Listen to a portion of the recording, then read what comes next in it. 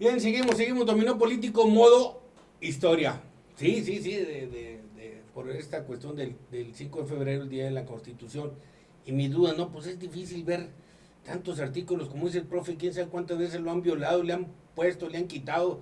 No, han bailado con ella arriba, zapateados. Y nada más se oye que la Constitución, que quítale y ponle. Sí, hombre, que acabamos estado platicando. Profe, quiero decirte, ya te había comentado, nosotros, mi familia, estamos emparentados. Mi bisabuelo estaba emparentado con Venustiano Carranza, primo hermano de él, y de la Garza, y con Cesario Castro, porque era el otro apellido Castro. José Venustiano Carranza de la Garza. De la Garza Castro, era mi bisabuelo. Entonces era pariente de él y también pariente de Cesario Castro. Del general Cesario Castro. Así es. Y de don Venustiano. Entonces mi bisabuelo en aquel entonces, cuando se decretó esto, mi bisabuelo tenía 10 años, era un niño. Entonces llegó la instrucción, eso te lo digo a nuestros padres, que fue lo que les dijo el abuelo. Él tenía 10 años y dio la instrucción Venustiano cuando se lanzó contra Victoriano, pélense todo porque este canijo va a mandar gente allá, va a matar todo lo que... Buscarlo a él también, ¿no? Y toda la familia, pues de la Garza y Castro. Entonces, pues huyeron.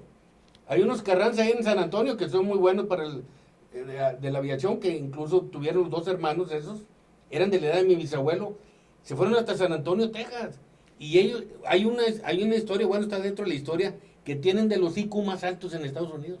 Fíjate. Estos dos, de los Carranza. Coahuila tiene una gran tradición en la aviación militar y comercial. Bueno, ellos son los que trajeron... Un día, ojalá y lo podamos hablar aquí, de cómo Coahuila destaca en la aviación militar y comercial. Bueno, fueron estos dos Carranzas que se fueron allá a San Antonio, tenían, según investigaciones, tenían un IQ muy alto. Sí. Y fueron de los mejores y se metieron a la aviación allá y vinieron aquí a iniciar la aviación aquí en México. Don Venustiano Carranza pues eran sobrinos de él. Decreta la creación de lo que hoy es la Fuerza Aérea Mexicana. Así es. Entonces, muchos se quedaron aquí en Monclova, se quedaron a Montacorona, lo que es Montacorona, donde están los menonitas, otro tío que se llama donde el rancho La Gaviota. Sí. Ahí era otro de los Garza, también familiares directos de mi abuelo. Otros a Rosita, cuando empezaba la mina Zarco en aquel entonces, pues ahí se quedó mi bisabuelo, y se llevó a mi abuelo y sus hermanos de mi bisabuelo.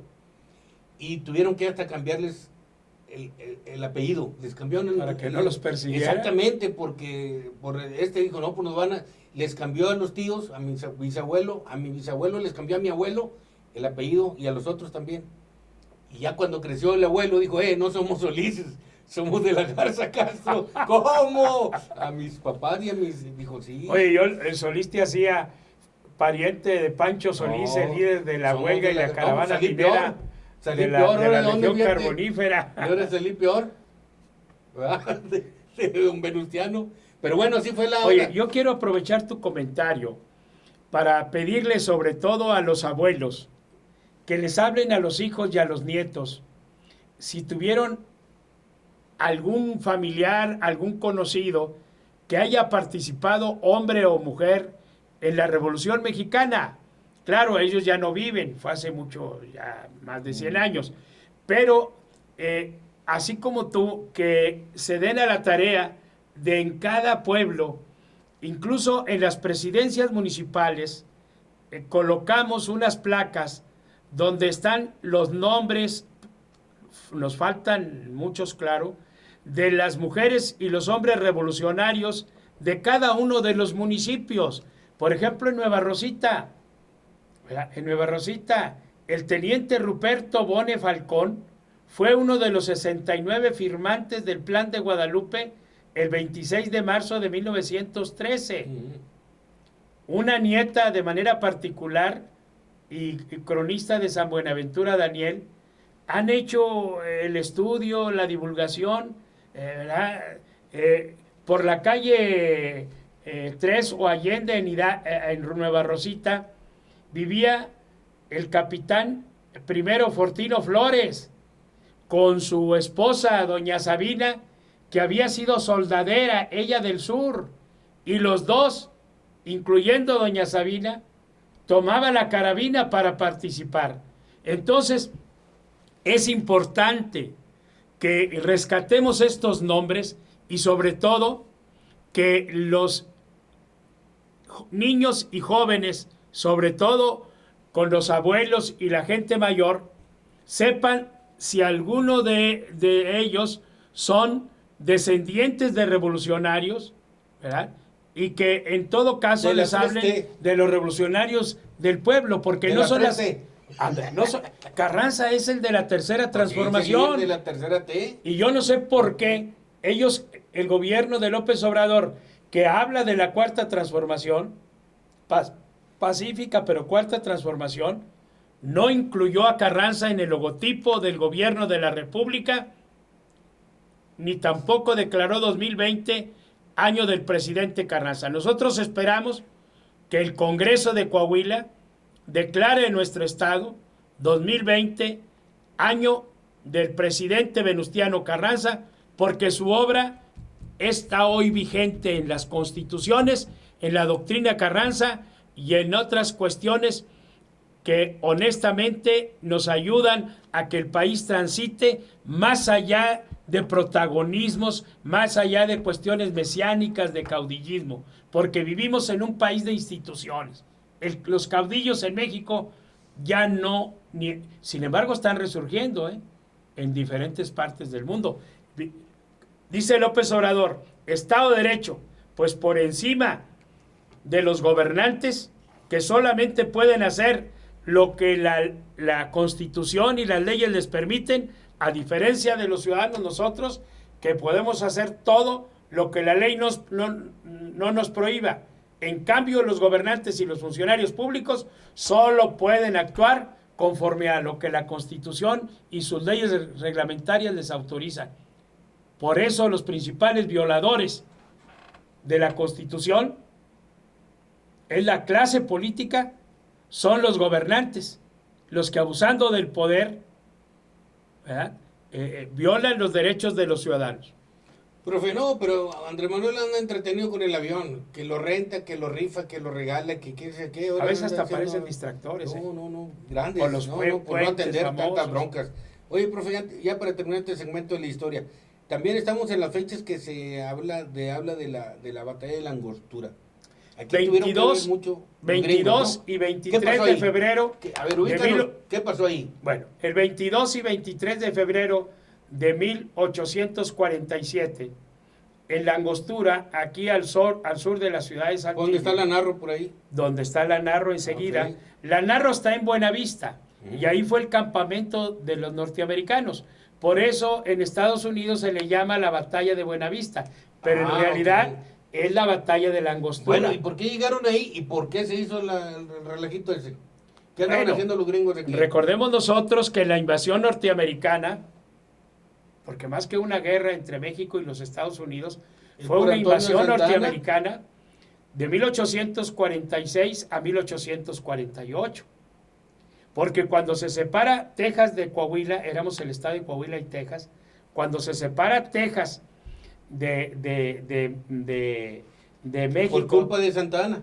Sí. Okay. Entonces, de acuerdo a la historia y a los documentos, México argumentaba que la frontera era hasta el río Nueces y los Estados Unidos que hasta el río Bravo.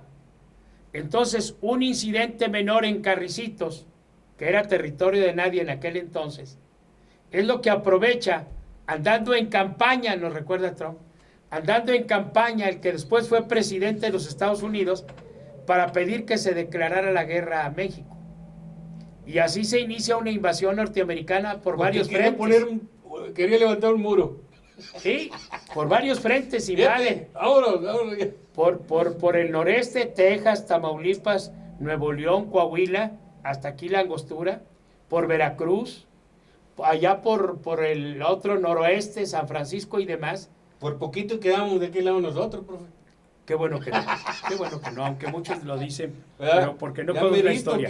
De aquel lado. Entonces la batalla de la Angostura forma parte de esa que la pudo haber ganado el ejército mexicano encabezado por Antonio López de Santana, que toma la decisión el 22 de febrero en la noche de retirarse hasta San Luis en pleno invierno por la falta de alimentos, de pertrecho, etcétera.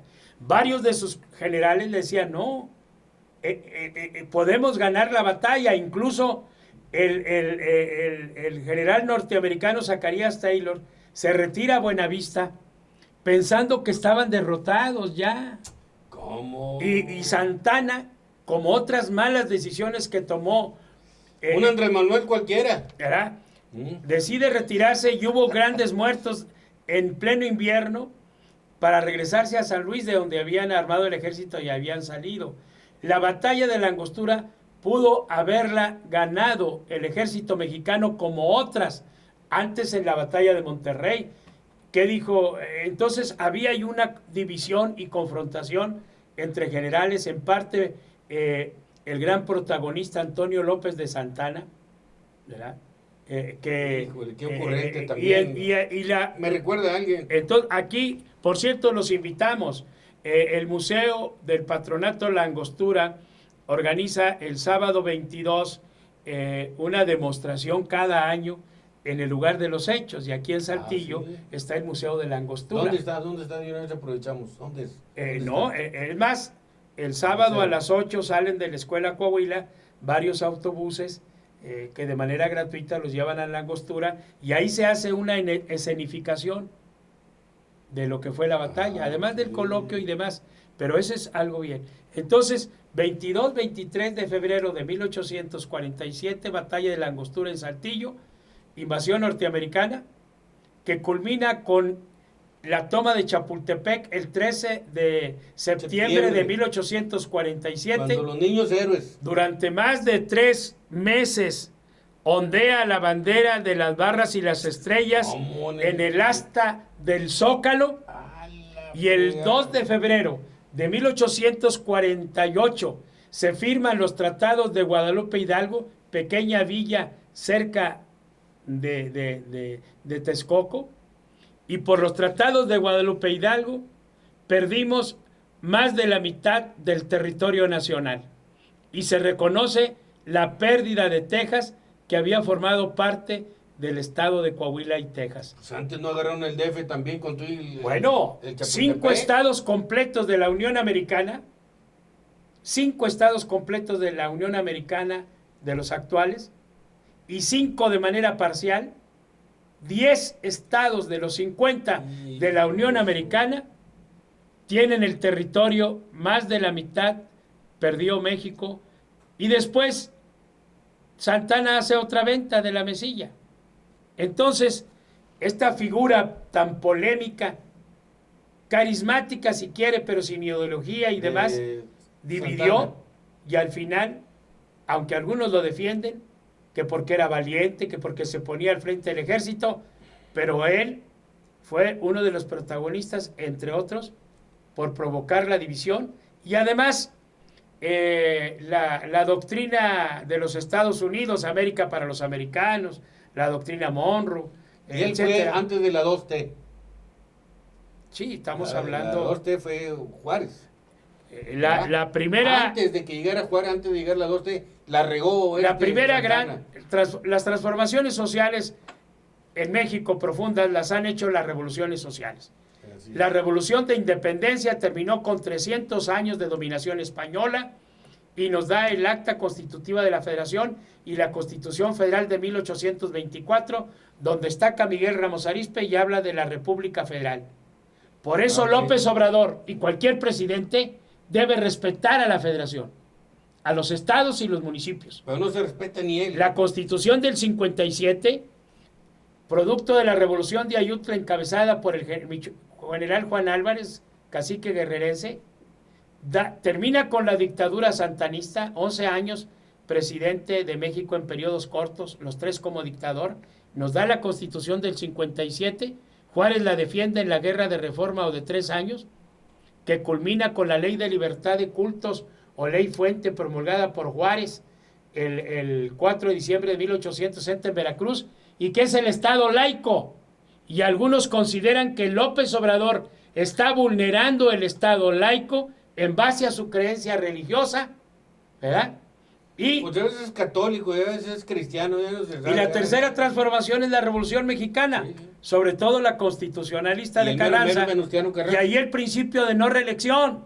Sí es. Entonces, Madero. eso, Otro coahuilense. el actual presidente y los que vengan, tenemos la obligación de defender las instituciones, Así es. el federalismo, el Estado laico, la no reelección, entre otros principios que varios presidentes han tenido la tentación de cambiar algunos, sobre todo lo del Estado laico, con las contrarreformas de Salinas y ahora con la actitud de López Obrador que nos preocupa.